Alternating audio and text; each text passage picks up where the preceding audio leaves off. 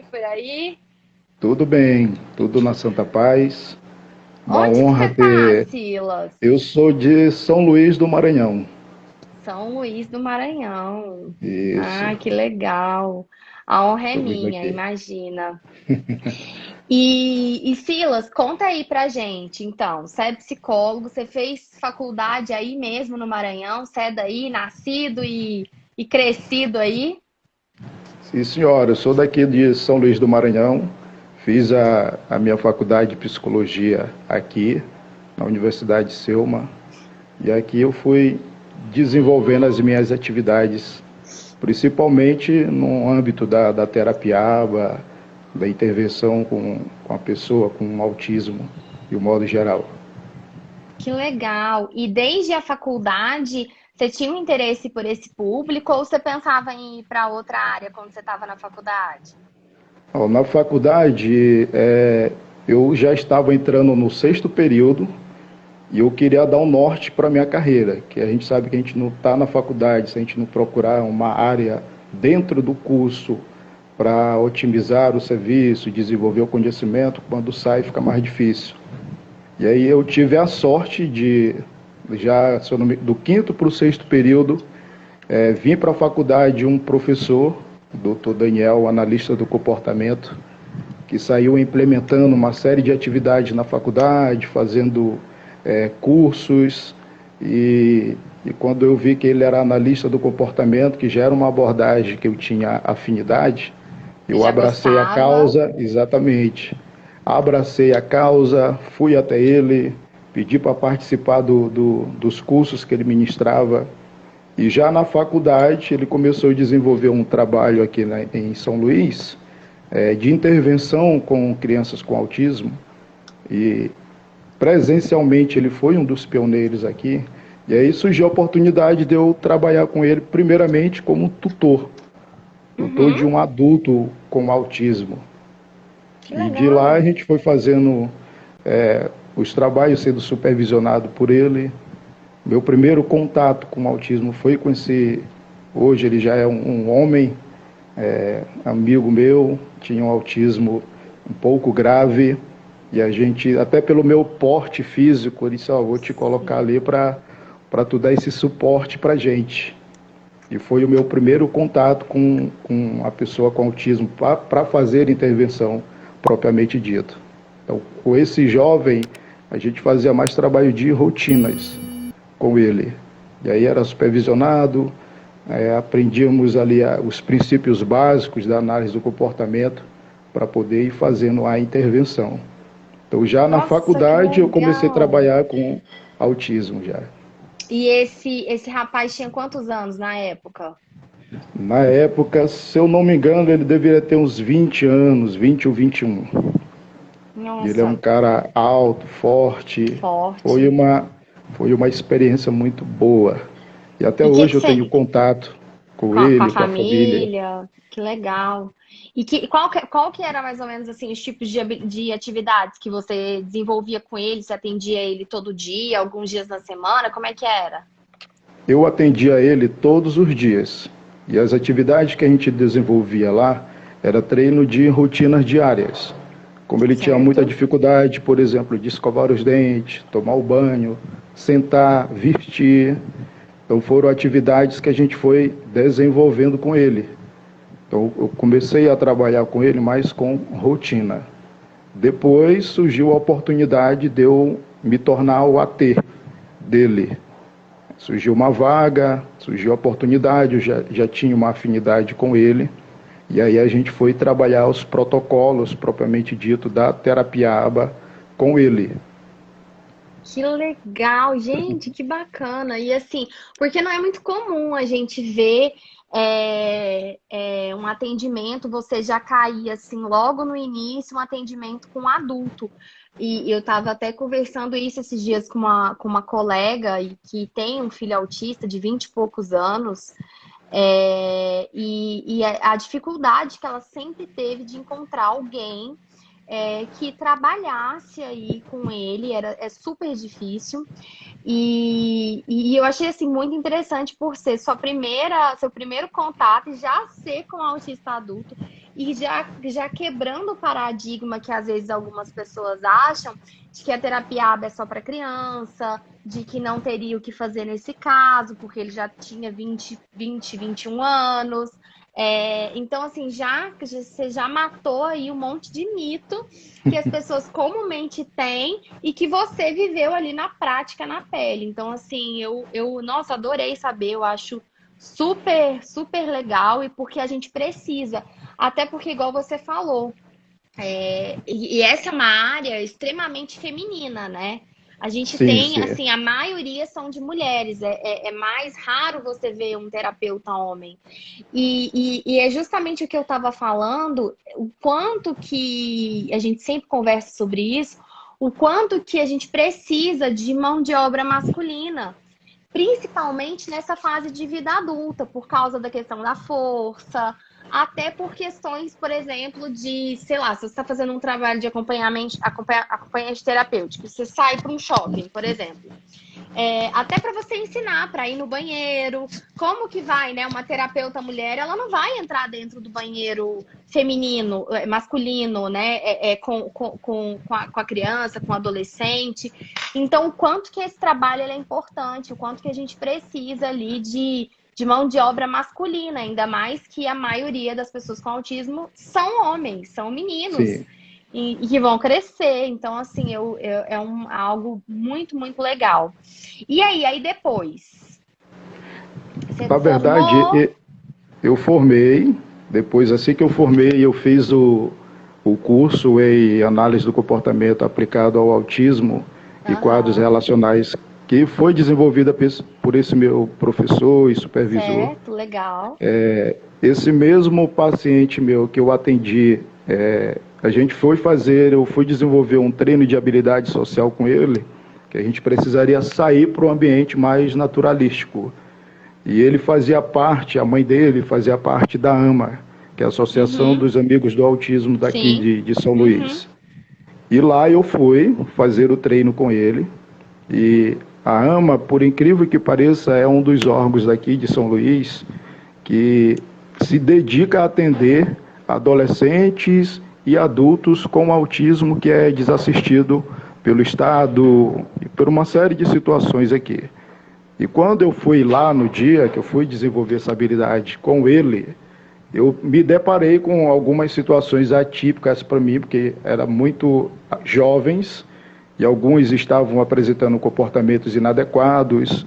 Eu tive em algum momento deixar o meu cliente junto com a mãe para eu poder dar suporte para outra mãe, porque lá quem leva os filhos, na verdade, são os pais.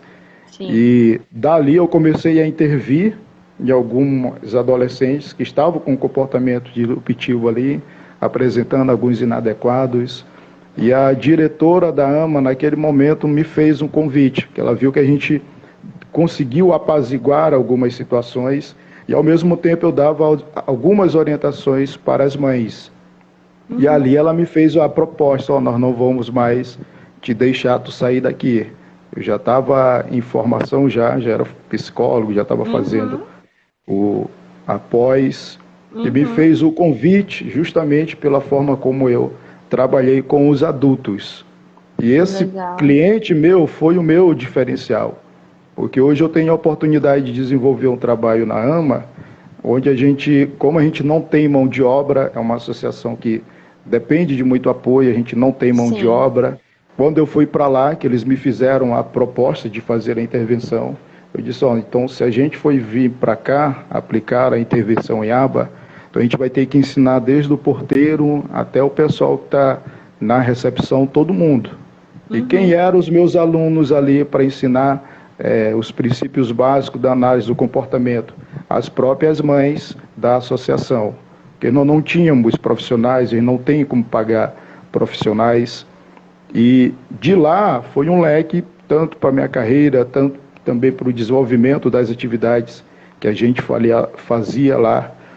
Até hoje, eu sou psicólogo da AMA, a gente coordena uma equipe lá de intervenção em aba, principalmente com as mães. Tem outros profissionais que já chegaram, já estão somando, aprenderam a terapia aba e está desenvolvendo esse trabalho, principalmente com adultos, que é um público que... Desassistido, né? Exatamente. Às vezes o que eu percebo? O medo que existe nas pessoas de atender um adulto, um adolescente. Esse meu cliente, eu tenho 1,76 m, ele deve ter 1,80 m. Então, quando ele faz um simples movimento do gesto dele, quando ele está com medo, as pessoas se afastam.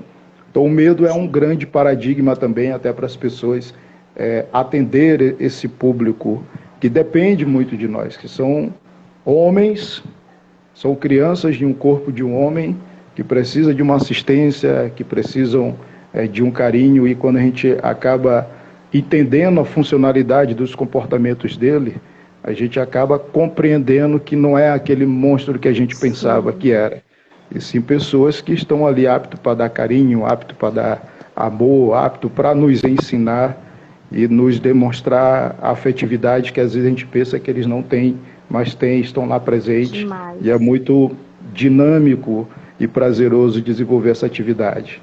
E até hoje a gente está aí na AMA, coordenando essa equipe, dando esse suporte para esses pais, para essas mães que precisam aí desse atendimento diferenciado e análise do comportamento. Nossa, que legal. E você tem um fã-clube aqui, que tá todo mundo falando é o melhor supervisor, adorando. Você tem um fã-clube aí. Eu imagino que eu tô vendo aí, sentindo essa energia aí de vocês.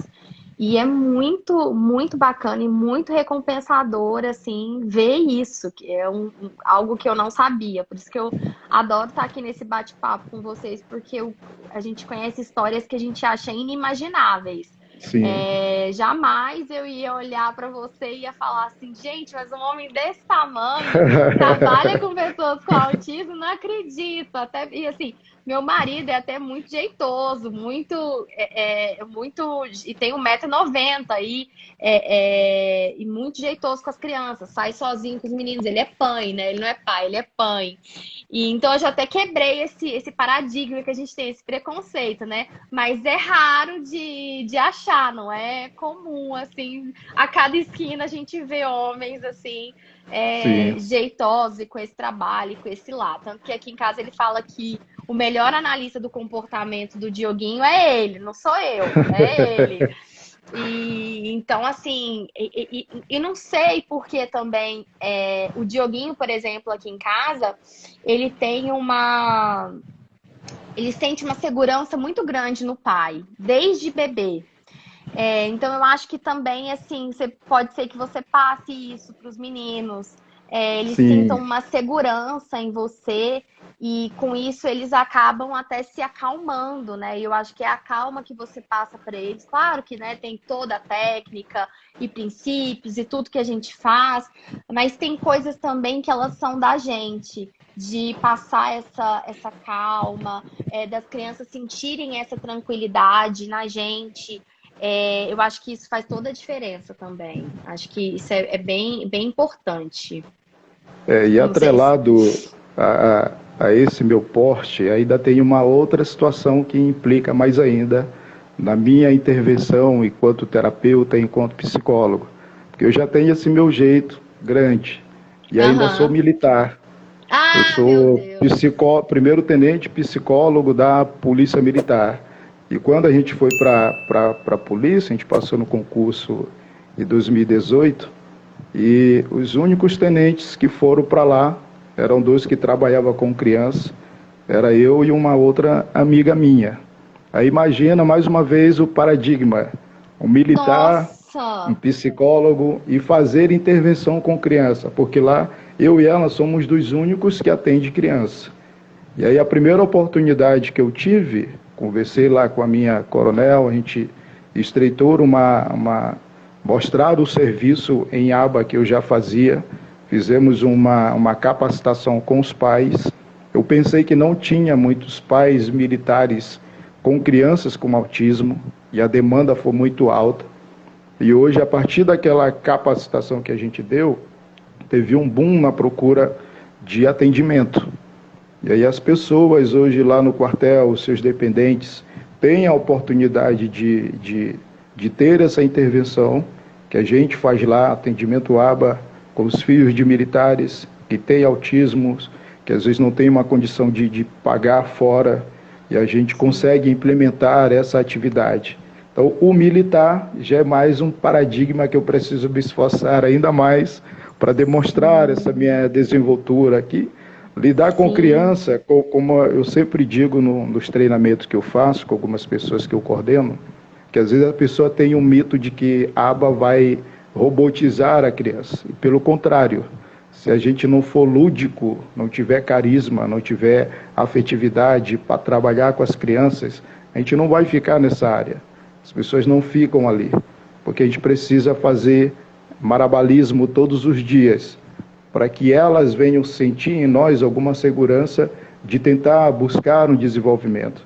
Então a gente busca isso das nossas intervenções, busca fazer esse tipo de atividade.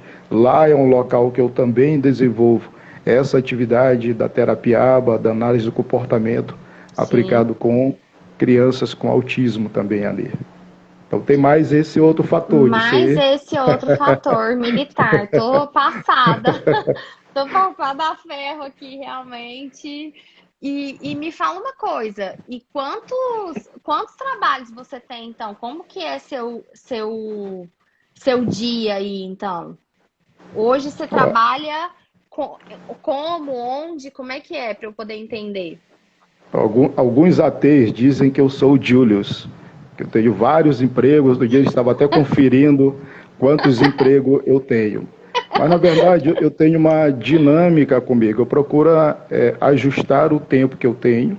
Eu tenho meus horários lá no quartel, que aquele ali não pode ser mexido. Eu não trabalho todos os dias no quartel, nem o dia todo. Então, isso me dá uma margem. Tá, mas deixa eu só te perguntar. Aí lá no quartel, o seu trabalho é como psicólogo? Como psicólogo. Eu sou primeiro tenente psicólogo do quartel, daqui da Polícia Militar do Maranhão. Mas aí você trabalha como psicólogo lá, prestando serviço e atendimento como psicólogo. Mas aí é para os dependentes, no caso os filhos, as esposas, enfim, e para os policiais militares. Exatamente. Tá. Exatamente. A gente faz esse serviço lá, tanto para os militares quanto para os seus dependentes. Mas é em psicoterapia? Na verdade, a gente faz várias atividades lá na Polícia Militar. Tem esse público-alvo que é endereçado a mim, que são as crianças diagnosticadas com TEA. Certo. E em outros horários, eu disponibilizo a minha agenda para a gente fazer atendimento de outros casos clínicos. Além disso, a gente ministra palestra nos batalhões, que às vezes nós somos pouco psicólogos para dar conta de um contingente de mais de 8.000 militares. Nossa. Então, às vezes a gente reúne grupos para fazer esse tipo de intervenção. Então, tem várias frentes de trabalho que a gente faz, até trabalho nos interiores do município daqui do Maranhão para assistir a demanda do nosso contingente militar.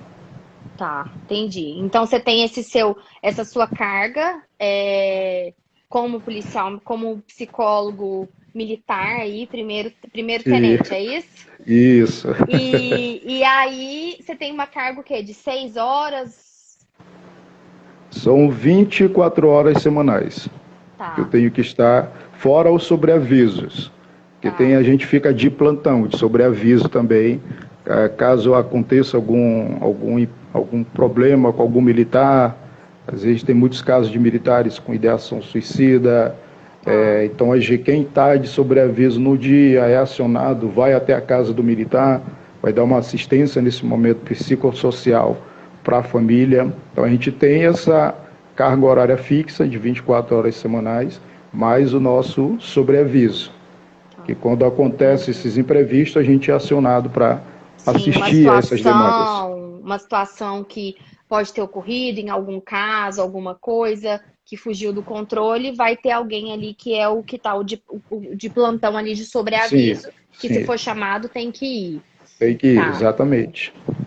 E aí, beleza, então você tem essas 24 horas, Então, seu dia você ainda consegue ter alguns horários ali e manejar. Sim. Aí, e aí, fora disso, o que mais você tem?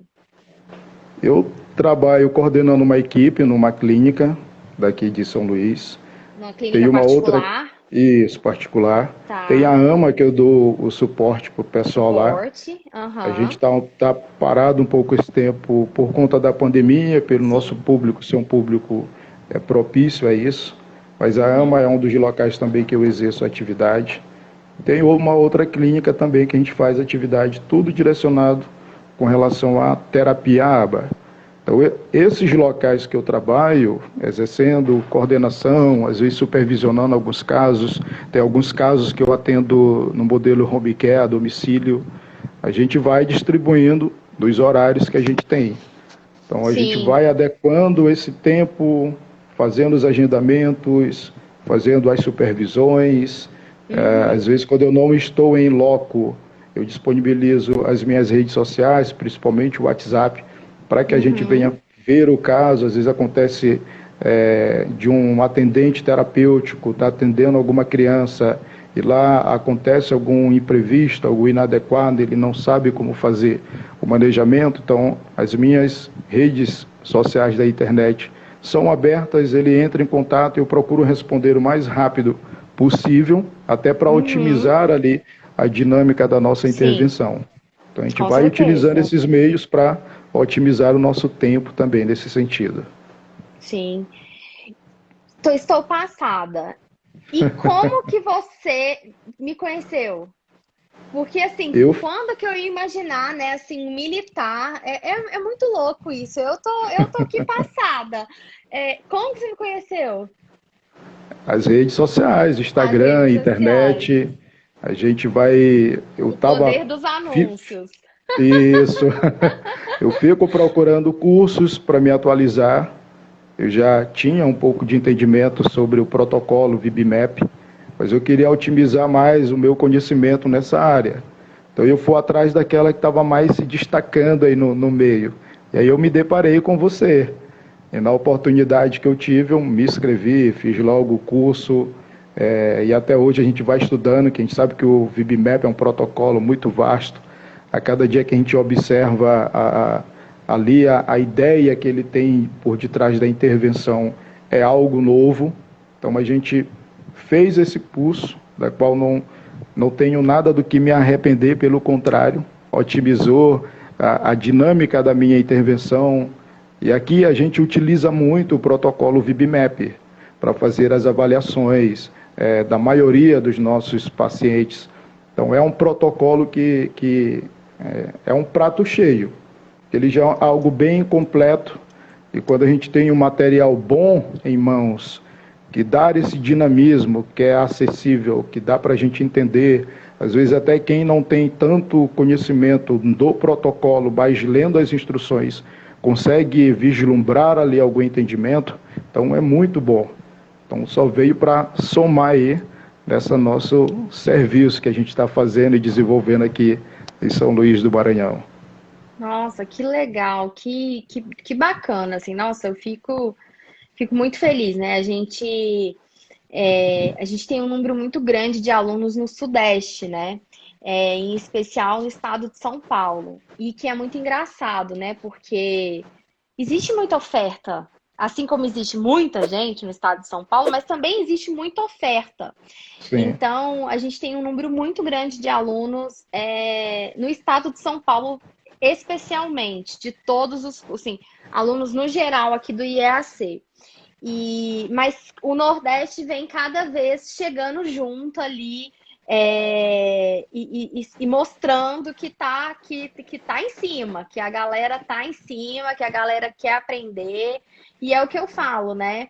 A gente não precisa ficar toda hora importando mão de obra de outro estado, né? A gente precisa formar essas pessoas desse estado para que elas deem conta das suas demandas sim. e propaguem essa mensagem e continuem aí estudando. Claro que a gente está sempre aprendendo uns com os outros a todo momento, independente de, né, qual estado estejamos, mas a gente sempre tem muito essa ideia, né, de que em São Paulo chega primeiro, que vem de São Paulo é melhor, é mais, de certa forma, ali elitizado.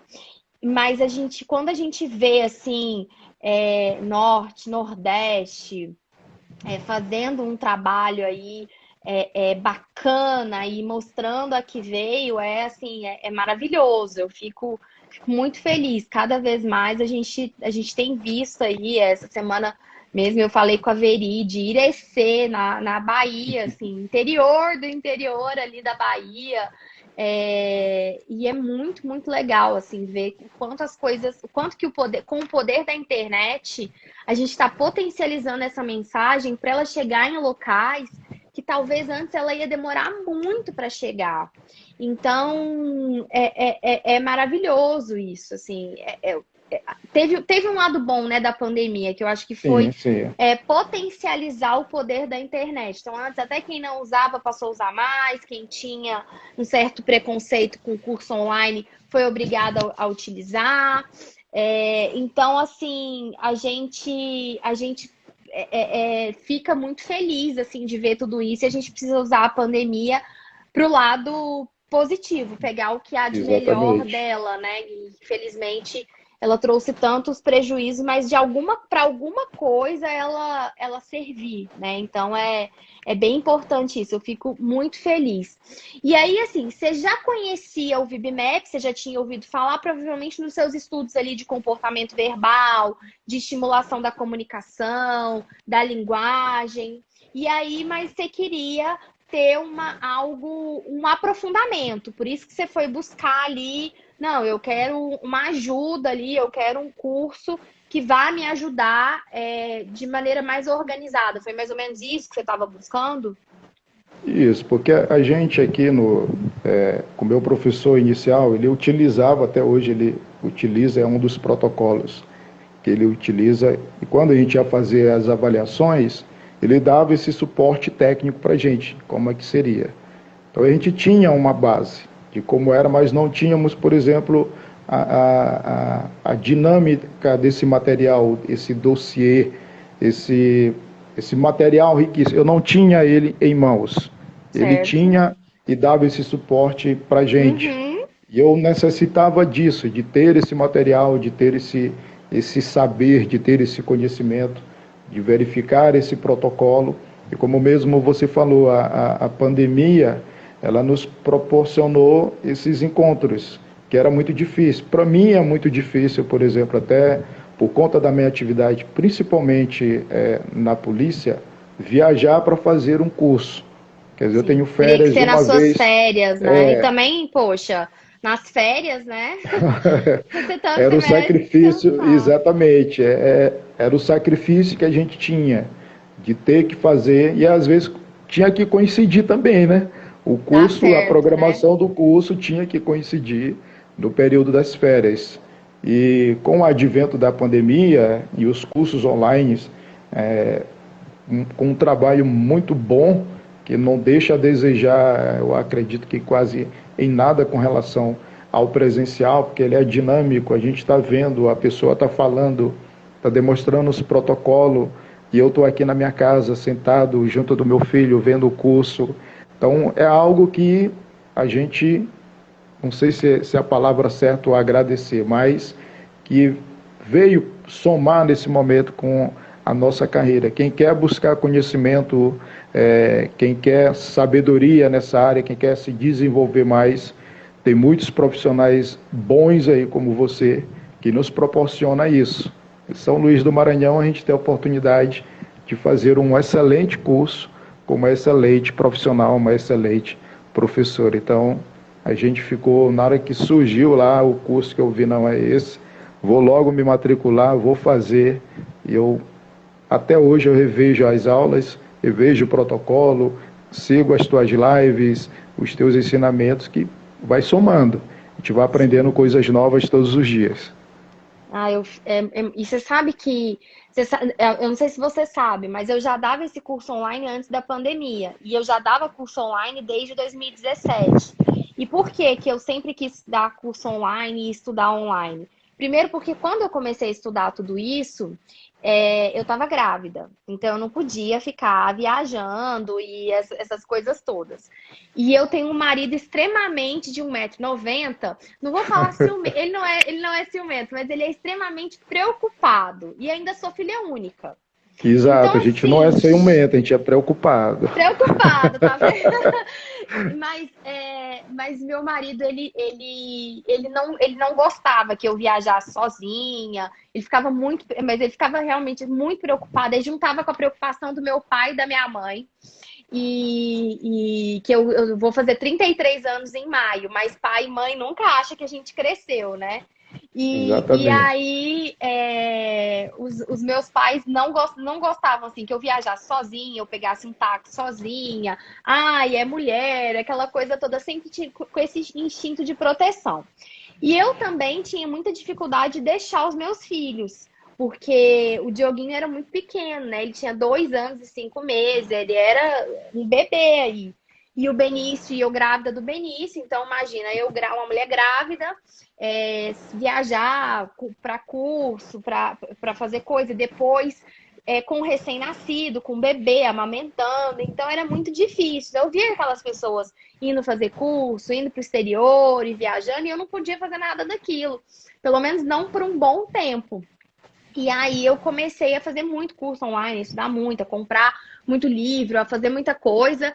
E aí foi aí que eu pensei, eu falei assim, cara, assim como eu, muita gente deve passar por essa mesma situação.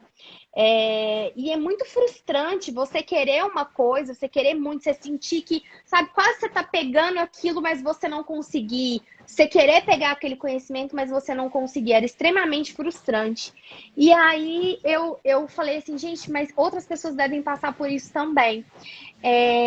Eu vou. E eu sempre fui muito tecnológica, sempre gostei muito de tecnologia. Eu vou começar a dar curso online. E sempre fui muito empreendedora, porque eu nasci dentro do comércio, meu pai é comerciante, nasci dentro do comércio, tenho essa veia empreendedora dentro de mim, e falei assim, eu vou começar a dar curso online. Então, assim, desde 2017, meu curso sempre foi online. E para mim, assim, é maravilhoso. Eu adoro estudar online, eu adoro dar aula online, eu me sinto mais confortável, porque eu tô aqui no conforto. Agora você tá aí, eu tô no conforto da minha casa, meus filhos estão ali no quarto ao lado, indo dormir. Eu tô aqui sentada na minha cadeira, com as minhas coisinhas, com a minha aguinha, com as minhas coisinhas. Eu brinco que eu falo que eu fico aqui na minha bolha, na minha cabaninha. Então, assim, para mim é muito bom. E então, assim, sempre casou muito, sabe? Então, as pessoas. É muito engraçado porque as pessoas me mandam mensagem e falam assim: ai, quando acabar a pandemia, vai ter curso presencial e tudo. Eu falo assim: não, porque eu sempre tive curso online e eu vou continuar. Eu posso até fazer um evento presencial, como a gente já fez em 2019, a gente fez fiz várias palestras, mas a gente pode até ter isso no momento pós-pandemia, que eu acredito que essa calmaria, infelizmente, só vai vir em 2022, até a gente voltar a ter um novo normal aí. Mas eu sempre tive curso online, então, assim, por causa dessa minha necessidade, assim, porque eu ficava muito frustrada, porque eu passava a madrugada ali amamentando e estudando, às vezes ouvindo uma aula, lendo alguma coisa. Eu sempre gostei, assim, sempre fui de ouvir podcast. Inclusive, pessoal, tudo isso que a gente está produzindo aqui de conteúdo, tudo vai depois pro podcast. Então, depois fica disponível em vídeo, no YouTube, no Facebook, aqui no IGTV eu já deixo desde hoje. Depois vira podcast. Então, quem às vezes fica sem internet e tudo, é só baixar o podcast e ouvir a gente, e aprender um monte de coisa. Eu tenho um vizinho que ele trabalha com agropecuária, e ele fala assim, olha, eu baixo um monte de podcast e vou para a roça. E lá tô eu na roça, na lavoura, e tô ouvindo podcast. Aí eu morri de rir dele. Eu falei, isso que é uma roça digital, informatizada. Informatizada. Isso que é o agronegócio, e é verdade, assim, e aqui em Goiás, né, tem muita fazenda, muita roça, muita produção rural. E aí eu morri de rir dele falando que ele baixa os podcasts e vai ouvir. Então, assim, desde o início eu tenho podcast há muito tempo, porque eu sou uma grande consumidora de podcast. Então eu acho que as pessoas podem ouvir lavando louça. Eu, às vezes, estou ali lavando louça, pondo roupa na máquina e ouvindo uma coisinha mais leve. Claro que tem outras aulas mais densas que não. Eu preciso sentar, tá com meu material de estudo e tudo certinho. Mas outras coisas não. Outras coisas eu tô ali ouvindo. E eu tô ouvindo fazendo outras coisas, fazendo comida, colocando roupa na máquina e um monte de coisas. Então, eu acho, assim, super legal, é o que eu sempre brinco, né? Eu falo assim, gente, ao invés de vocês ficarem vendo tragédia, ficar lendo sobre a Covid, coisas que vocês já sabem que vocês têm que fazer, ficar ali mal com aquilo, vai investir em você, aproveita, vai adquirir conhecimento, porque você vai precisar desse conhecimento. Então, é o que eu busco fazer, sabe? Eu busco otimizar meu tempo. Às vezes, dirigindo, eu faço isso. No salão, as pessoas morrem de rir, porque eu entro no salão mudo e saio calada. Então, eu vou fazer a unha e tô lá com o meu foninho lá e ouvindo meus podcasts. Levo o computador pro salão, o povo morre de rir, o povo já me conhece. Assim, gente, eu preciso trabalhar, vocês me dão licença, mas eu preciso trabalhar, eu tô aqui trabalhando e vocês estão aí. Já que eu não posso ainda deixar a unha, deixar o cabelo, aí eu levo minhas coisas. Então, é mais ou menos como que eu faço. Então, assim, eu acho muito legal essa oportunidade que a gente tem hoje, né? Porque quando eu fiz faculdade, não era assim. A gente, né, não tinha tantas opções, tanta coisa, como a gente tem hoje, tão mais fácil você poder assistir uma aula pelo celular, você poder fazer tanta coisa assim, você só precisa de celular e internet. Então é maravilhoso isso. Eu acho assim, agora a gente tem uma nova rede social, que é o Clubhouse. E tanta coisa bacana, assim, que surgem, tantas coisas legais. Então, eu acho maravilhoso. Eu adoro, eu sou fascinada. Então, mesmo pós-pandemia, gente, vamos continuar no online. Tô morrendo de rir aqui, tá tendo jogo. Silas, você é flamenguista? Com certeza. O meu marido Raça, é amor e paixão. vascaíno. Vixe, Maria. Não. Por isso que ele tá sofrendo aí. Não tem jeito. Ele vai vir olhar um jogo do Vasco aqui no Maranhão, que vai jogar contra o Sampaio. Aí ele pode vir para cá, conhecer o estado, que o Sampaio não subiu. Aí ele vai ver o Vasco aqui, que já desceu mais uma vez, pela 4ª vez. E o Flamengo tá lá, na ativa, ganhando campeonatos em cima de campeonato.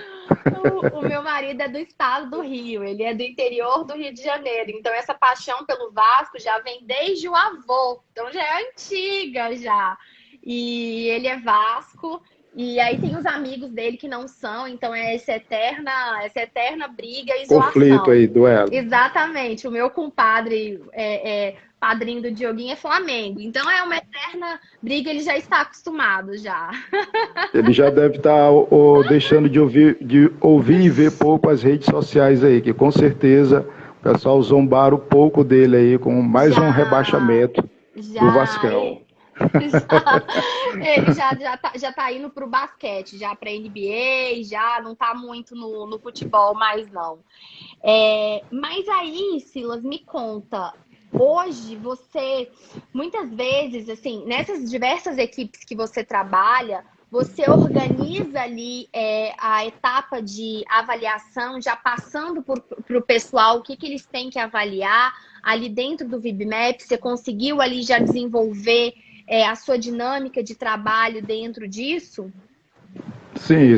A gente, geralmente, quando a gente pega ali veio o nosso cliente a primeira vez, então a gente, primeiro dia, a gente botou uma dinâmica de observar, de desenvolver esse lado afetivo na criança, brincar, porque às vezes a criança, quando vem no primeiro atendimento, como a gente já teve casos, da criança já ter vivenciado um trauma com alguém de jaleco no dentista. E certo. Quando veio para o primeiro atendimento, o profissional ali estava com jaleco, já se tornou uma situação aversiva.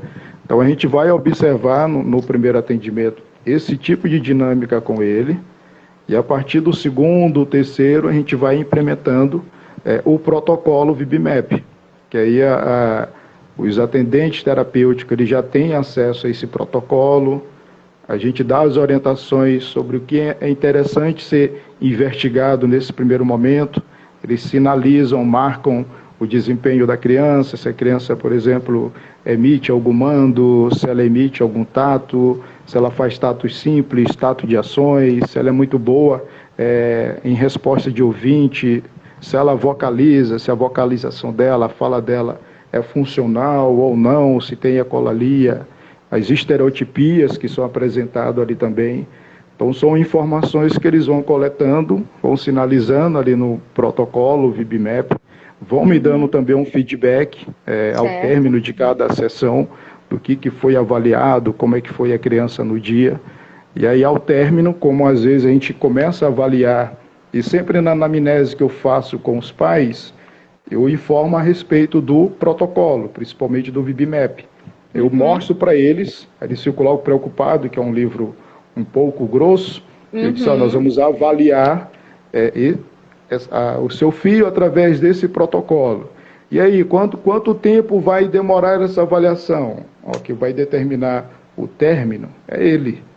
A gente vai avaliar, porque às vezes surge no decorrer, a gente está fazendo uma avaliação de um operante verbal, e de repente a criança entra em comportamentos disruptivos, começa a apresentar alguma estereotipia. Então a gente vai dar ênfase naquele momento para fazer uma intervenção de comportamentos adequado ali. Então isso pode durar uma sessão inteira. Tem crianças que às vezes passam a sessão inteira chorando, porque quer os pais, e isso aí eu sempre sinalizo para eles, a gente vai analisar a funcionalidade daquele choro. Então, geralmente a criança, a gente deixa naquele momento ali, ela está chorando, para onde ela quer ir? Ela vai para a porta, quer abrir a porta. Então, funcionalmente, ela está dando indicações de que ela quer os pais. E às vezes eles ficam ansiosos também para querer entrar, e aí a gente explica, se vocês entrarem nesse momento, pode ser que a gente quebre toda a dinâmica da intervenção, porque você entrou, está dando um reforço a um comportamento inadequado, a próxima sessão esse choro pode ser mais intenso, pode ser mais frequente, e se a gente não quebrar esse paradigma agora de tentar redirecionar para outras atividades, que não seja aquela de você adentrar dentro da sala, então o processo de avaliação e de intervenção vai se tornar mais longo.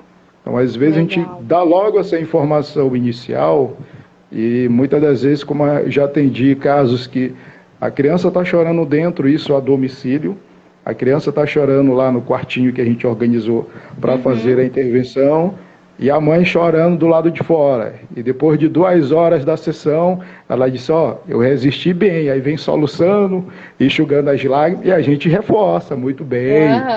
Você foi perfeita aí, é isso mesmo. A gente sabe que é doloroso, e a gente dá essa informação para elas. A gente se coloca naquele momento enquanto pai. Eu sei que é doloroso, eu dou a minha experiência, eu não gosto de levar, por exemplo, eu tenho 2 filhos, uma de 13 anos e um de 1 ano e 3 meses, que é o Gael, e a minha filha é a Isabelle. E eu não tenho muita afinidade de levar eles para vacinar, ou para tomar injeção, aquela furada é como se estivesse furando o meu corpo. Então, a gente dá a nossa própria experiência para que a pessoa venha entender que isso é um processo natural de pais, de mães, que o choro muitas das vezes é mais dolorido em nós do que nele mesmo. E isso a gente praça isso até para se sensibilizar e tornar a intervenção um pouco mais humanizada, dizer, eu te entendo, eu entendo a vontade que você está querendo entrar aqui, meter o pé na porta, saber o que está acontecendo, se seu filho está vivo, por que ele está chorando muito. Mas a gente explica os pormenores da funcionalidade desse choro, que é importante a gente intervir nesse momento. Sim, tudo é importante ter essa prévia, né, deles saberem o que esperar, né, estarem preparados, porque senão vai ser muito difícil. Então, por isso que essa orientação, assim, ela é bem importante. E aí, depois que você faz ali o VibMap, você faz aquele processo de elaboração dos programas de ensino baseado nele. Sim, a gente observa o desempenho, porque aí eu pego o caderno, eu vou avaliar o nível 1 de mando. Se ele foi bom, se ele acertou 100%. Se não acertou, eu verifico qual foi o nível que ele parou ali. E a gente já monta uma intervenção baseado naquela dificuldade dele. E com isso a gente vai seguindo todos os operantes. Resposta de tato, resposta de ouvinte, habilidades acadêmicas. A gente vai observando os níveis daquilo que ele alcançou naquele momento, para poder a gente fazer o protocolo, estruturar o protocolo. Esse protocolo a gente procura especificar bem aquilo que vai ser realizado. Se eu vou fazer mando, eu especifico que tipo de mando eu estou querendo ali, coloco a pergunta, o que você quer, coloco a resposta que a gente está querendo que seja emitida, e geralmente a gente sinaliza com um R+, porque os reforçadores são diversos, então eu não posso especificar carrinho, que às vezes até para esse tipo de intervenção tem alguns profissionais que levam as coisas ao pé da letra.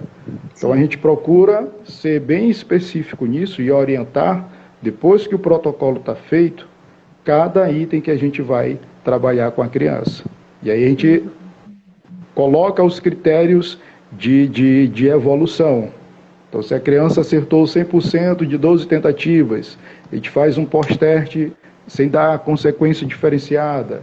Acertou, sinalize para mim, ó, Silas, fulaninho atingiu o critério do programa de mando, e às vezes eu distribuo G1, G2, para a gente ir fazendo sistemático aquilo que a gente está querendo com ele. E até para os pais também é legal, porque quando a gente bota G1, G2, bota números, a gente dá uma ideia de quantidade. Aquela criança começou no G1, hoje ela está no G5.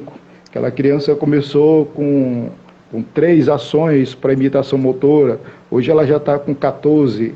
Então, para eles também é legal, e para a gente, dinamizar esse avanço que ela está tendo ao longo da intervenção. Então, a gente procura sistematizar as coisas. E você acha que utilizando assim, um protocolo de avaliação, você consegue deixar as coisas mais claras e mais estruturadas, né? Com certeza. A gente, sem o protocolo, a intervenção ela perde o sentido de ciência. Porque senão o que eu vou fazer? Eu olho a criança, ela não fala, faz o mando. Ela não faz uma imitação, então bota aí para ela tocar a cabeça. Fica uma coisa... solta, né? Totalmente. Solta. E quando a gente coloca um protocolo e explica ali, a gente vai fazer um trabalho de pesquisa aqui. A gente vai fazer o trabalho alicerçado em uma ciência. Aqui é um protocolo que já tem uma dinâmica de intervenção comprovada por muitos profissionais. E isso dá um parâmetro de intervenção, de pesquisa, de trabalho, de coleta de dados. Então, quando a gente demonstra isso para os pais, e hoje a maioria dos pais, eles estão mais estudiosos. Na minha pós que eu fiz, a gente tinha muitos pais ali. Então, teve até um colega meu, depois a gente foi a primeira turma de pós-graduação aqui de São Luís, da faculdade que a gente fazia. E depois dessa, eu acho que já está na 5ª pós-graduação. E aí uma vez eu conversando com um colega meu que estudou comigo, que fez a pós comigo, ele disse, rapaz, eu estou preocupado. Isso que foi? Já tem muito profissionais com especialização em análise do comportamento no mercado. Eu disse, qual é a dinâmica disso? Não, o mercado vai ficar saturado, a gente não vai ter oportunidade. Eu disse, não. Tu observou quantos pais tinham ali dentro da nossa especialização? São eles que vão avaliar o nosso trabalho. São eles que vão dizer se a gente presta, se a gente não presta. Se a gente é um bom profissional ou se a gente não é.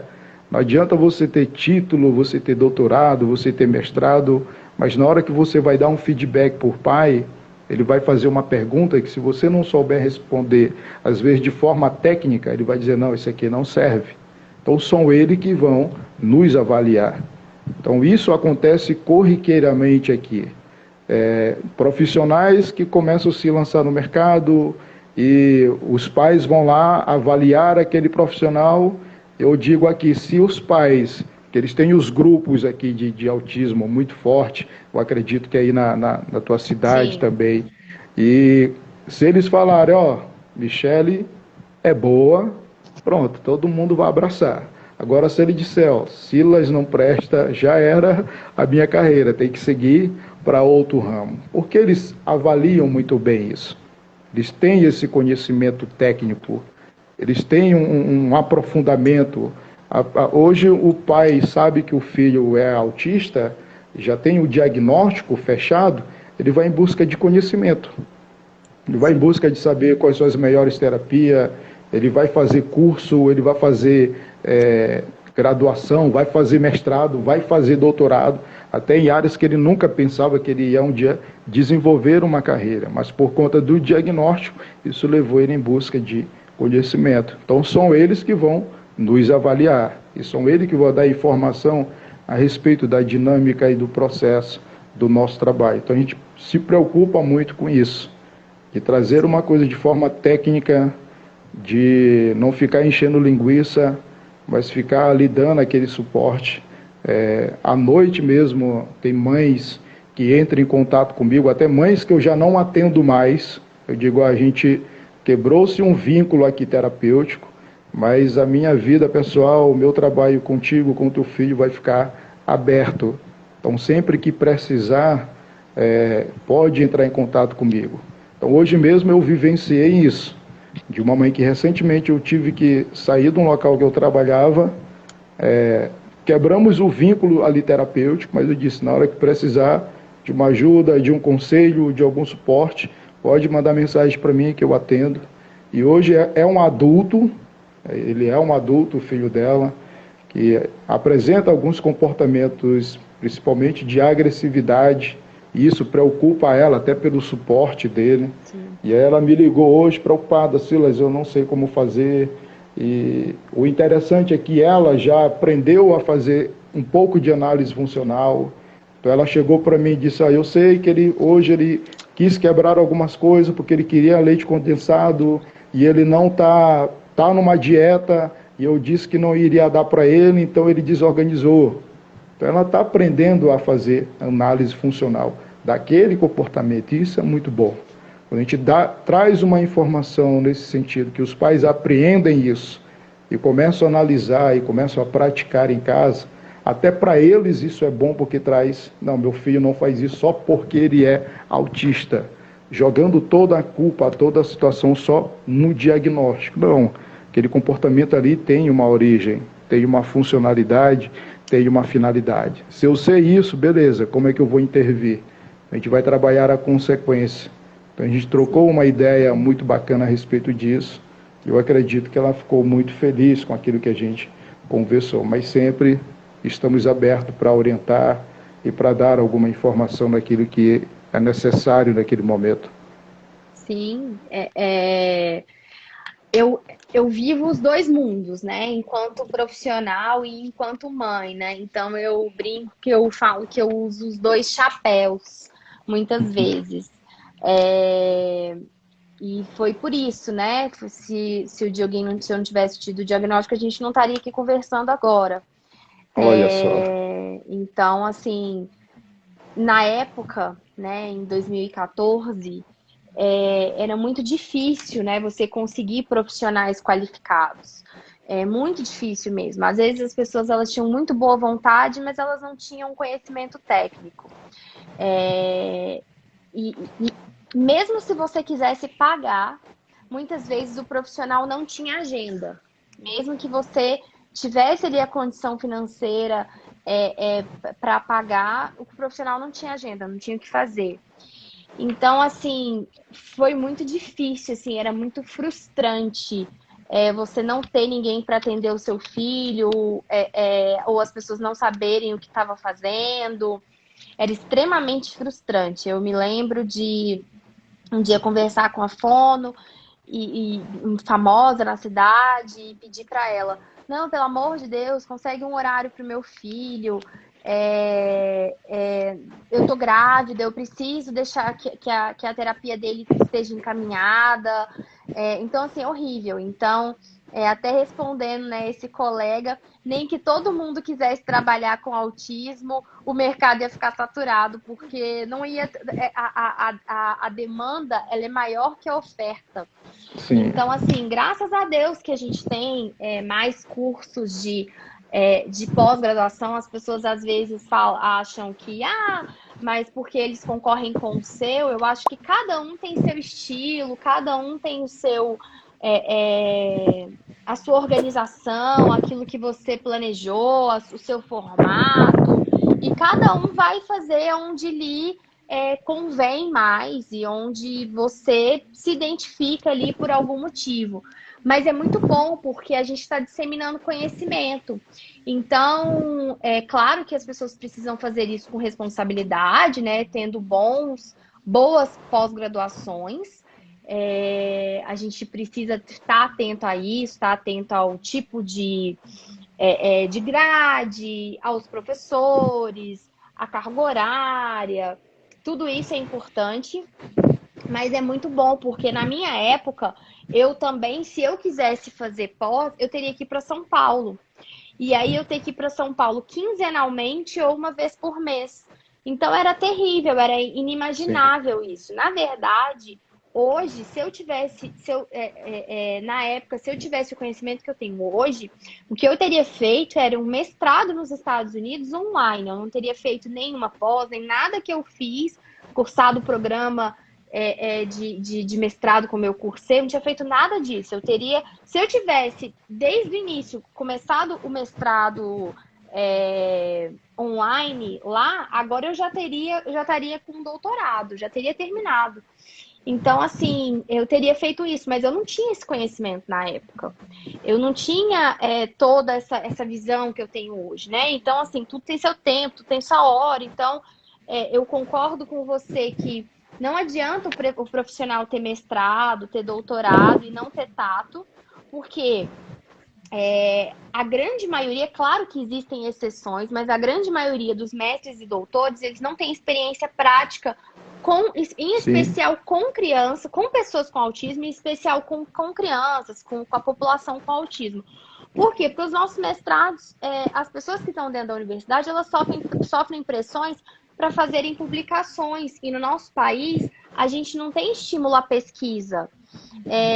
Então, por exemplo, todo o trabalho que você está desenvolvendo na AMA, ele ali seria um trabalho magnífico para coletar dados e se fazer uma linda pesquisa com publicação. Sim. Mas, para isso, precisaria de toda uma organização metodológica necessária para você ter um controle experimental de pesquisa, que muitas vezes não se tem. Então, as universidades não têm, por exemplo, muitas vezes atendimento ao público. Por quê? Porque o bolsista do programa de mestrado e doutorado, eu não recebi bolsa no programa que eu cursei, mas todos os outros colegas, eles recebiam. Qual que é a contrapartida que eles estão dando para a sociedade na prestação de serviço para a comunidade diante da bolsa que estão recebendo? Essa prestação de serviço, ela podia ocorrer fazendo com que a pesquisa deles fossem em uma estrutura de atendimento dentro da universidade. Alguns programas até têm isso, mas não em análise do comportamento, em outras áreas. Mas é isso que deveria ser. Não, então, ao invés de, por exemplo, a faculdade, claro que a pesquisa com animais, ela é importante, ela traz ali a base e tudo, mas às vezes se a gente não tem condição para fazer as duas coisas, para ter um laboratório, para ter um centro de atendimento, vamos ter um centro de atendimento pensando no benefício social que o aluno bolsista tem perante a sociedade, de qual é a retribuição que você está dando para a sociedade daquele dinheiro que você está recebendo. Então, a gente muitas vezes fica muito ali no campo das ideias, da teoria. O problema não é falta de recurso nós temos muito dinheiro no nosso país. O problema é como ele é utilizado. E como na educação, e aí isso podia ser feito dentro dos programas de mestrado de educação, de ciências do comportamento, nas linhas de pesquisa ali voltadas para aprendizagem. Então, assim, toda essa contrapartida para a sociedade, ela podia estar sendo dada. Mas não existe essa estrutura. As pessoas que estão lá dentro, muitas vezes, nem sabem. O seu caso é, assim, em mil de você, assim, ter tido um professor que te colocou para trabalhar com uma pessoa com autismo e trouxe essa pegada. É raro isso, não é? Sim, sim. Você não vê isso com frequência. E aqui na AMA, pegando esse viés aí da pesquisa, logo no início, como a gente não tinha profissionais que pudessem dar esse suporte mais técnico, a coordenação dela vislumbrou, junto a uma faculdade daqui, formar uma parceria. Sim. Lá já tinha uma pós-graduação em aba, então a gente tentou trazer estagiários para fazer o estágio lá, que aí já otimizava o serviço dele, e ali é um âmbito de pesquisa muito grande. Que você pode, riquíssimo. Que você pode investigar tanto o autista adulto, que hoje em dia, aqui no nosso estado, não sei como é que é aí, mas aqui no nosso estado, muitas clínicas, até o suporte público que é dado para cá, tem uma faixa etária limitada, que é só criança. A gente não pega, dificilmente a gente tem algum órgão público que pega um autista com 12 anos, não pega. E uma vez eu participei de uma reunião que justamente a gente estava pleiteando esse atendimento para essas mães que têm os filhos já adultos e que são desassistidos, não tem nenhum suporte técnico. Então a primeira pergunta que eles fizeram e falaram lá, isso estava algumas mães da AMA também, e disseram, a primeira coisa que eles vão perguntar para vocês, quem é que vai atender esses autistas adultos? Quem é que quer atender esses autistas adultos? E de fato a gente vê isso, eu vejo isso aqui. Quando, por exemplo, na clínica que eu atendo, chegou um adulto novo, e eu pego ele, vamos fazer um tour aqui pela clínica. Então quando eu adentro dentro da sala e falo para a atendente terapêutica brincando, isso aqui é o teu novo paciente, ela já quase se assusta. Não, eu só tenho experiência com criança e acaba perdendo toda a técnica. Sim. Porque a técnica ela é utilizada em qualquer faixa etária. Sim. Se você aprendeu a intervir com uma criança, o que mudou ali? Você não vai ter que fazer análise funcional do comportamento, você não vai ter que pesquisar o que é reforçador para aquele jovem. Do mesmo jeito, só vai mudar do mesmo jeito. A população. E às vezes a pessoa fica naquela inferência, como eu vejo alguns, falar a respeito de força. Não, tu é forte, é tu que vai atender esse tipo de pessoas. E eu digo para eles, quando eu dou treinamento na AMA, eu pego uma mãe que tem um porte médio pequeno, que os filhos às vezes são grandes, sim, e eu ensino uma intervenção que eu poderia fazer, se precisar de uma intervenção um pouco mais enérgica, segurar alguma coisa, e outras que não necessariamente precisa de força. Você precisa ser criativo, fazer análise funcional e fazer uma intervenção.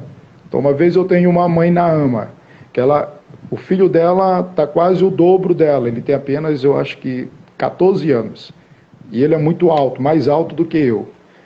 E ele tem uma dificuldade que quando ele sai com ela, e ela pega transporte público para se deslocar até lá, e às vezes tem um momento que ele dá uma birra e senta no meio da pista. E ela fica puxando.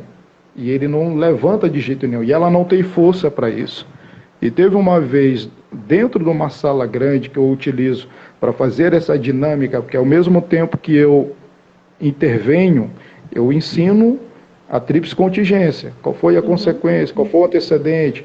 Por que ele se comportou aqui? Qual é a consequência? E vou falando com elas e fazendo a intervenção baseado naquilo que está acontecendo. Então aconteceu um dia, ele está lá, ele foi chamar ele não é verbal, ele sentou.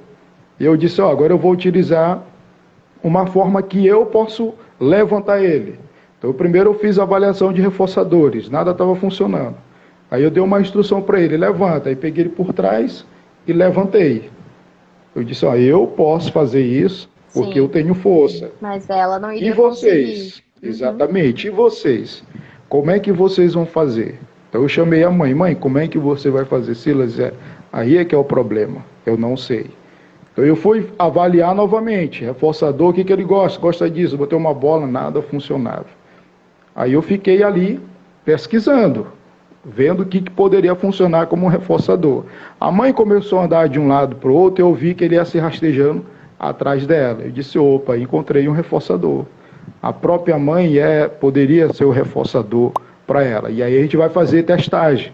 Eu disse, ó, vou fazer uma testagem aqui. Mãe, se despede dele, dá tchau, manda beijo. Vamos simular que você está saindo e vamos ver o que, que vai acontecer aqui. Então ela pegou, fulaninho, tchau, mamãe está indo bem aqui. Saiu, ele ficou olhando para ela. Quando ela bateu a porta, fulaninho se levantou, calçou a chinela e foi atrás da mãe. Ela precisou fazer força? Não.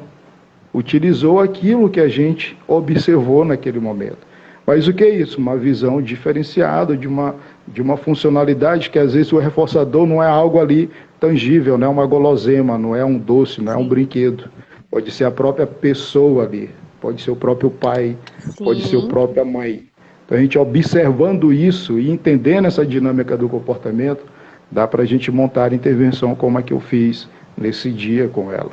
Então foi muito legal a forma como surgiu essa situação e como foi o seu fim. Foi muito sim. legal. E quanto mais a gente também dá habilidades para ele, inclusive habilidade de comunicação para ele poder se comunicar, mais a gente tem chances de reduzir esses problemas de comportamento dele. Sim. Então é uma crescente. A gente começa a mexer numa coisa, a gente vê essa melhora. E as pessoas acham que tudo no autismo, em especial adulto e adolescente, está relacionado à força, né? Igual você falou. Tudo elas Exatamente. acham que elas vão ganhar no grito, né? E esse grito aí, ou seja, com a força física. Então, logo eu só posso ter pessoas bem fortes ali manejando. E a gente sabe que a força física é o último dos nossos recursos. Ele não é para ser o primeiro, não é porque eles Sim. são adolescentes, adultos, que nós vamos sempre utilizar a força física. Ela é para ser o último, a nossa última. E sem falar que, olha o exemplo que também muitas vezes a gente está dando se a gente só ficar usando a força física, né?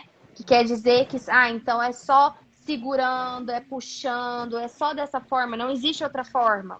É claro que a gente vai usar a força física em situações que não tiver outra maneira, ou né, se ele estivesse numa situação de perigo ali, mas a gente sempre precisa de pensar que nós vamos utilizar isso como último recurso. E muita gente já tem até, Silas, essa mania aí de fazer isso até com as crianças.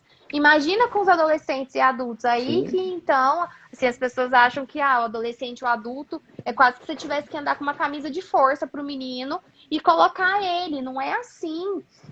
As pessoas se esquecem ali, né? É muito duro isso. E eu vejo isso hoje. O Dioguinho tá com 9 anos e ele tem quase a minha altura. Então, quando você fala, eu me identifico muito, porque eu tenho 1,63 m e ele deve estar com 1,57 m. Então, ele vai ficar uma criança extremamente grande. Para Então, puxar pro Vascaíno aí, a altura. vai. E aí, o que acontece? Acho que ele tá com 45 quilos. Então, assim, desde então, o que eu tenho que ensinar para ele? Já que ele é uma criança que, graças a Deus, teve a oportunidade de ter intervenção desde os 2 anos. E é verbal, fala. E o tanto que eu preciso ensinar para ele. A minha força precisa ser na palavra. Precisa ser no poder que a mãe tem mesmo, que a mãe e o pai têm de falar e ele obedecer. Porque senão, imagina, como que eu vou conseguir me deslocar, fazer qualquer coisa com ele? E a gente, assim, tem muita essa preocupação que você falou. Você tocou num ponto, assim, que a gente tem essa preocupação muito grande aqui em casa. Então, a gente sempre, assim, busca trazer os limites para ele também, pensar que, assim como qualquer outra criança, ele tem as suas traquinagens, as suas bagunças ali que também precisa ser chamada a atenção. Então a gente pega ali pesado muitas vezes. Agora mesmo, assim, para tomar banho, para falar uma vez só, ó, para tomar banho. E aí eu até fiz uma troca com ele. Falei assim, se você for agora, quando você terminar o banho, você pode ver 10 minutos de televisão. Mas é agora, a mamãe tá falando pra ir agora. E falo brava, e falo assim. Então, assim, eu preciso ter o poder com as minhas palavras. Eu não posso que o meu poder seja só com a força, eu puxar ele pelo braço. Não pode ser assim. Então, a gente precisa disso. E a gente precisa de mais pessoas capacitadas para trabalhar com os adolescentes e com os adultos. Então, assim, esse é um gargalo fortíssimo. Sim. É o que às vezes eu falo para as pessoas, tanto para os atendentes terapêuticos quanto para os pais, que às vezes o que a gente precisa desenvolver é postura. Então, a primeira coisa que eu observo quando eu vou trabalhar com algum adulto, eu já vejo um medo no rosto dos pais, que às vezes ele faz algum movimento e ele já está assustado. Os profissionais que às vezes vão trabalhar com eles, alguns TOs, alguns fonos, e próprios ATs, já demonstram esse medo sem antes conhecer aquela pessoa. Então, às vezes, a gente precisa trabalhar até o psicológico da família e do profissional que vai estar atendendo ali. O medo é algo que atrapalha muito a intervenção com o autista adulto. As pessoas ficam com medo. Então, e muitas das vezes eu observo que eles percebem esse tipo de postura. Então, eu tenho um que ele olhou a pessoa pela primeira vez, ele vai correndo em cima dela. Se você recuar, pronto, ele conseguiu te dominar. Então, todas as vezes ele vai para cima de ti, dessa mesma forma para te assustar. Mas quando ele vem correndo e você dá um passo mais à frente dele e cumprimenta ele, bom dia, e aí fulano, como é que tá? Ele já para e já muda a forma como ele vai lidar com aquela pessoa. Então, às vezes, a postura é algo muito interessante para a gente, às vezes, trabalhar. E eu trabalho muito isso com os pais, principalmente pais adultos, de autistas Sim. adultos, que às vezes qualquer movimento que eles fazem, muitas das vezes não é uma agressividade, é a força que eles têm. Então, se ele vai tomar, por exemplo, um celular, uma criança, se for pegar uma criança de 4, 5 anos, pegar a intensidade e a força que ele vai emitir, é ínfima ali diante de um adulto. Mas aquele mesmo autista que tem aquela mentalidade de criança, se ele faz esse movimento e já pega no teu rosto, às vezes a pessoa já cai. E aí já entende, não, ele está extremamente agressivo. E às vezes não é. Ele foi só pegar o celular que ele queria ali, só pegar o estímulo que ele queria, mas a força que ele tem, inerente ao desenvolvimento dele, a própria estatura que ele tem de homem, está presente ali.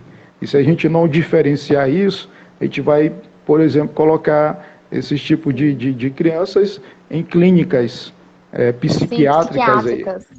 Ou pensar que já está em crise. Já está com uma crise, vamos amarrar. Sim. E não é. Ele quer simplesmente um reforçador. Que a intensidade como foi pegar, o jeito como foi, pelo porte dele, pela força que ele tem, acaba dando uma impressão errônea. Então, se a gente não aprender a fazer análise funcional desse tipo de postura dele, então a gente acaba tomando medidas que vai prejudicar mais ainda esse jovem, esse adolescente, esse adulto de um modo geral. Perfeito. E você sabe que você me fez lembrar uma situação aqui em casa, porque eu tenho um filho mais novo, né, que é o Benício, ele tem 6 anos. E aí aqui em casa tem muitas crianças que são amiguinhas ali do Benício. E em alguns momentos, às vezes, eles estão correndo, e tem dias que o Dioguinho quer brincar com eles também, tem dias que não. E no dia que o Dioguinho quer brincar com eles, às vezes eles gostam de brincar, de correr. E aí, se o Dioguinho tromba num menino desse, imagina, a criança acha que o Dioguinho... Ai, tia, o Dioguinho me bateu, fez isso, fez aquilo. E aí a gente senta e explica. Sempre a gente está aqui trabalhando de casa, a gente está sempre bem atento ao que está acontecendo. Então, muitas vezes eu estou aqui no escritório, mas eu estou aqui com a minha porta aberta e estou ouvindo tudo que está rolando ali com os meninos. E eu falo, não, ele não te bateu, ele trombou com você. mas olha o tamanho do Diogo e olha o seu tamanho. Então, olha o quanto que as crianças elas interpretam e a gente sempre precisa ter sempre a intervenção ali do adulto para explicar o que estava acontecendo, qual foi a intenção, que não foi essa intenção. Às vezes o Dioguinho até vai forte demais para pegar alguma coisa, exatamente como você falou, quer pegar alguma coisa que está na mão da outra criança, ali na brincadeira ali. E porque ele sabe pedir e tudo, mas às vezes eles estão ali na brincadeira, brincando de lutinha, de espada, essas coisas, e eles acabam se machucando. Mas porque o Dioguinho tem essa força, porque ele é muito grande. O pai dele é assim. Hoje mesmo eu tava na cozinha, ele foi jogar um prato, ele jogou o negócio assim. Gente, mas precisa jogar o prato com essa força? E aí ele fala, mas eu não fiz nada. Então, assim, com aquele vozeirão Foi natural, também, foi natural. foi natural.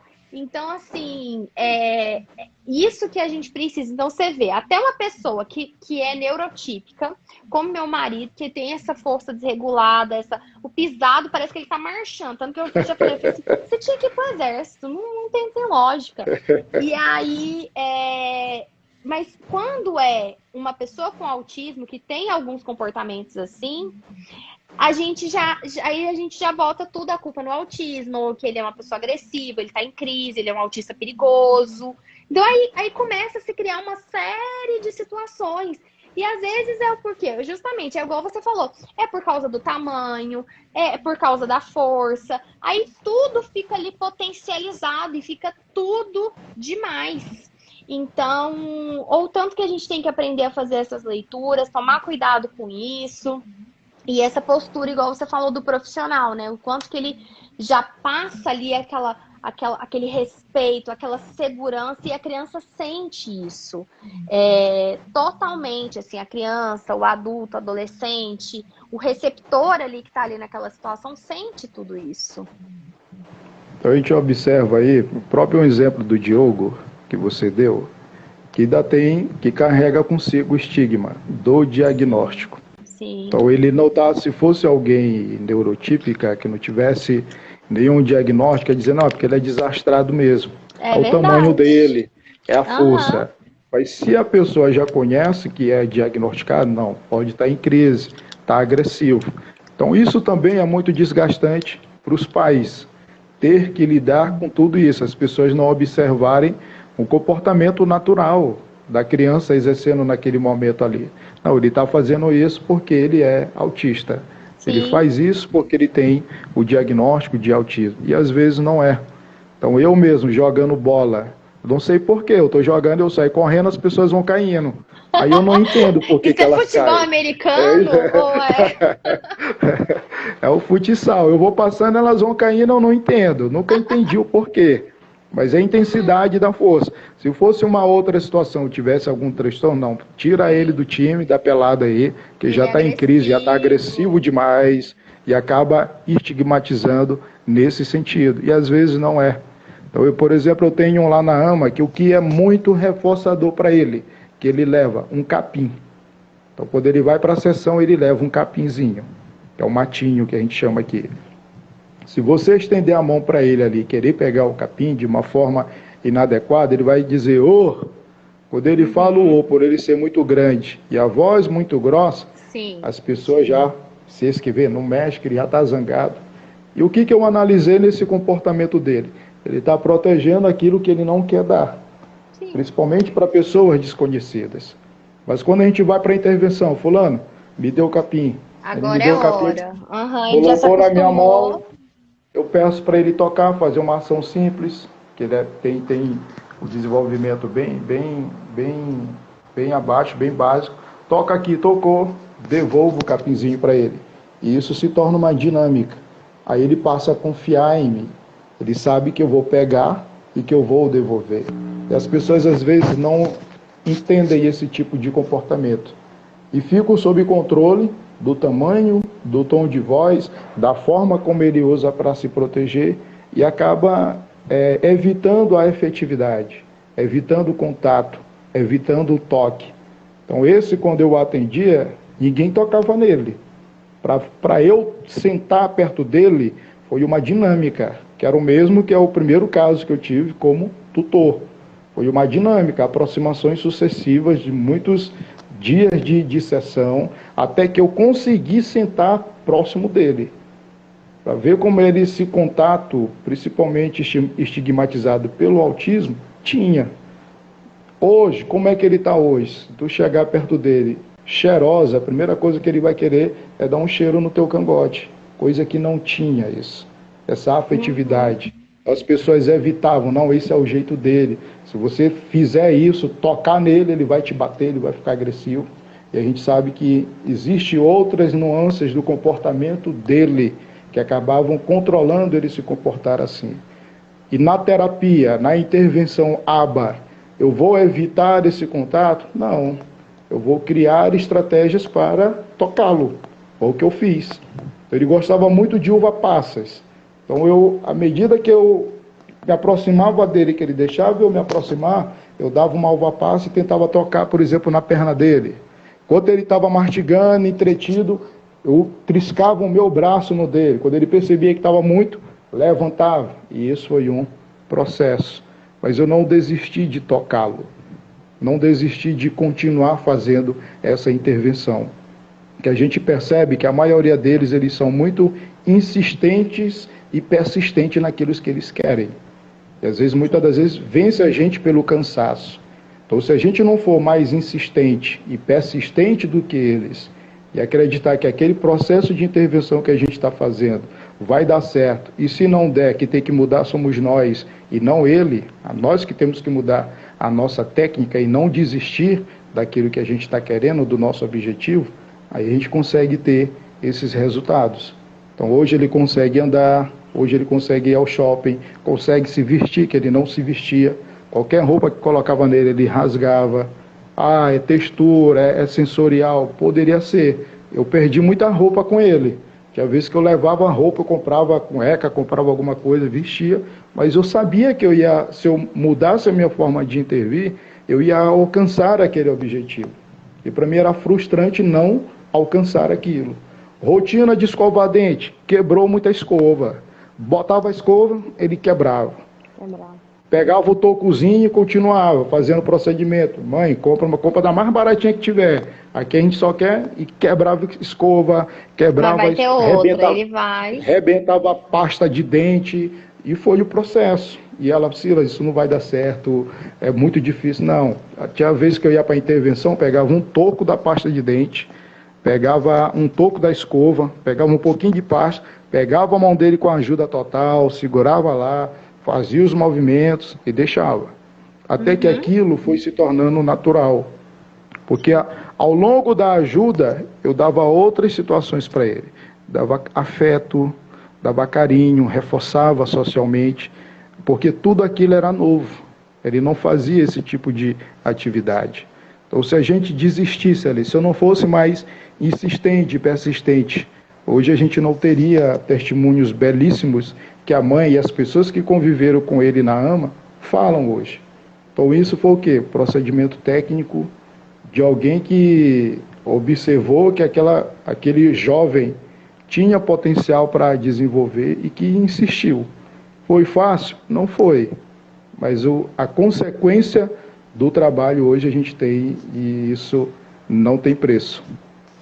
Com certeza. Nossa, que bacana. Quanta história legal, Silas, você tem para contar, assim. Eu fico super feliz, assim, você tá de parabéns mesmo. Aprendi muito aqui com você hoje. Foi muito bom, assim, saber da sua história, do trabalho com os adultos. Me identifiquei em muitas situações como mãe de uma criança autista de 9 anos, grande. E é isso mesmo. É esse trabalho, esse trabalho de formiguinha. Tem dias que a gente acha que não vai dar, mas a gente segue. E, assim, fico muito honrada de te ter aqui como meu aluno. Já fica aí o convite para que a gente possa se falar novamente, para que você possa contar para a gente. Quem sabe a gente consiga motivar mais pessoas a trabalhar com os adultos, com os adolescentes. Vai ser aí nossa missão, nosso trabalho. Fico, assim, muito, muito feliz. Você tá de parabéns, assim, de todo o coração. Todo sucesso. E, assim, obrigada pela confiança no meu trabalho. E eu, assim, aprendi demais e, realmente, eu fico muito honrada de ter uma pessoa como você aqui fazendo treinamento comigo. E você tá, assim, de parabéns. E continue assim. Continue com esse trabalho. Quando eu carregar a live, eu vou colocar aqui o seu Instagram para o pessoal ir lá te seguir. Espero que você mostre para a gente seu dia a dia, o que você está fazendo, o seu trabalho, que a gente tem muito, muito a aprender aí com você. Eu que agradeço. No dia que eu recebi o convite pelo WhatsApp, eu acho da tua equipe, Sim. eu não acreditei. Eu disse, não, o que está acontecendo aqui? Como é que pode? Da onde é que surgiu isso? E às vezes a gente acredita que isso não é de uma forma inusitada. Eu acho que tinha um propósito maior ali.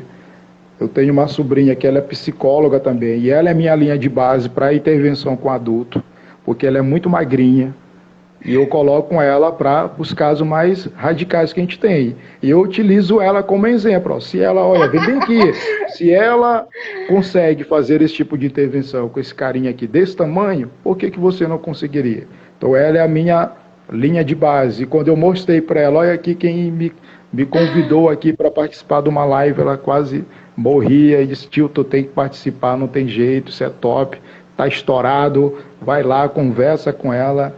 E isso para mim é uma honra, ter uma pessoa da tua estipe, do teu gabarito, com esse profissionalismo que você é, com essa desenvoltura técnica, e aí no campo da educação, da ciência, aba, não tenho palavras, só agradecer. Para mim foi uma honra poder fazer parte desse momento, tá com você, tá com a tua equipe, tá no teu Instagram, então é algo que não tenho palavras para agradecer, só gratidão mesmo e carinho por você.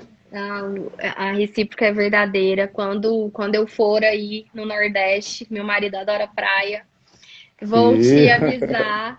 Vou contar pra ele que você é Flamengo.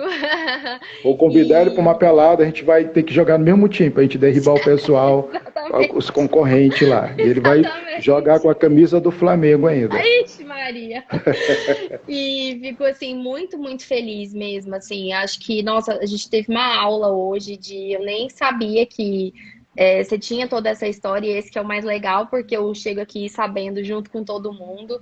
E é muito, muito legal mesmo. Parabéns. Todo mundo aqui aprendeu muito. E imagina quantas pessoas depois vão ver essa live, vão ouvir esse podcast, vão ouvir esse conteúdo. A gente vai replicar isso.